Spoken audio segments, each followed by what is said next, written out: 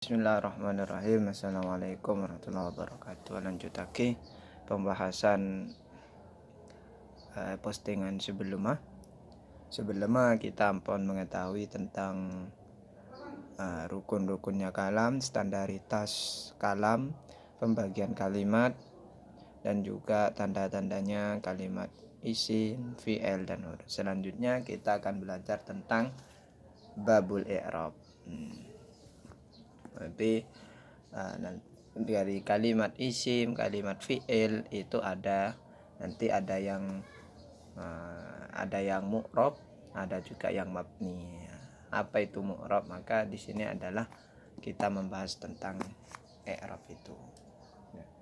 Babul i'rabi, adapun bab ini menjelaskan tentang i'rab. Apa yang dimaksud i'rab? Al-i'rab, adapun i'rab huwa taghyir awakhiril kalimi, yaitu berubahnya bacaan akhir kalimat likhtilafil awamili ad-dakhilati 'alaiha, dikarenakan adanya amil yang masuk terhadap kalimat tersebut, adanya amil-amil yang berbeda-beda yang masuk terhadap kalimat. Perubahannya tadi taghyirnya lafdon atau takdiran, baik secara lafaz atau secara perkiraan. Contohnya ya misal kayak Zaidun, itu bisa Zaidan, bisa Zaidin. Nah, yang dimaksud i'rab itu pembahasan di akhirnya itu. Atau kayak gini ya. Zaidun. Ada juga Zaidan.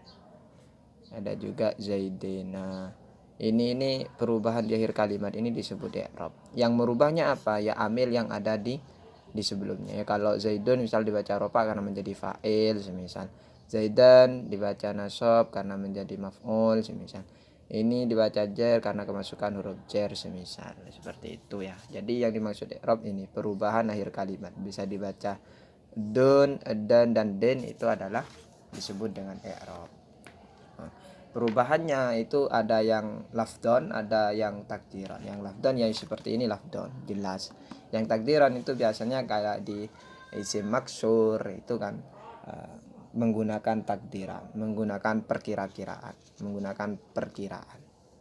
Wa aksamuhu, selanjutnya wa aksamuhu, adapun pembagiannya i'rab arbaatun, itu ada 4. Raf'un, yang pertama berupa rofa, wa nasbun, dan yang kedua nasab, wa khafdun, dan yang ketiga jar, wa jazmun, dan yang keempat adalah jazm. Jadi i'rab itu ada 4 macam, rofa, nasab, jar, dan jazm.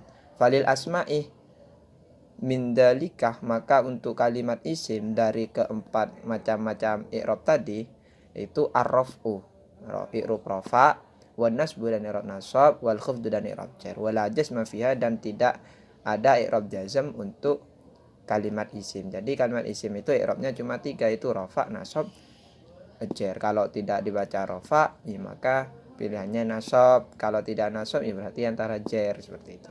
Tidak mungkin kalimat isim itu jazm, itu tidak mungkin. Ya seperti tadi, pilihannya kalau gak Zaidun, ya seperti ini. Pilihannya kalau gak Zaidun, ya Zaidan, gak Zaidin. Tidak mungkin pas Zaid. Nah, itu tidak boleh karena ini merupakan kalimat isim. Dan isim itu tidak memiliki i'rab jazm.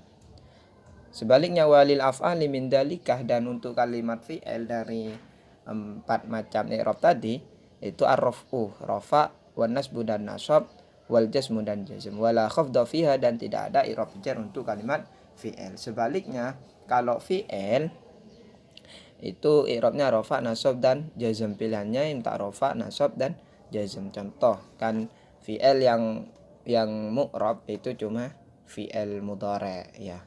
Di fi'il mudhari itu contoh yaf'ulu.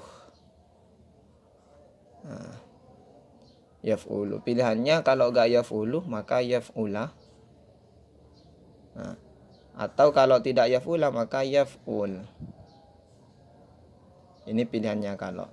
Jadi i'rabnya fi'il itu ya rofa, 1 rofa, 2 nasab, yang ketiga adalah jazm. Tidak mungkin fi'il itu pas kemudian dibaca yaf'ulih, dibaca jar, itu tidak mungkin.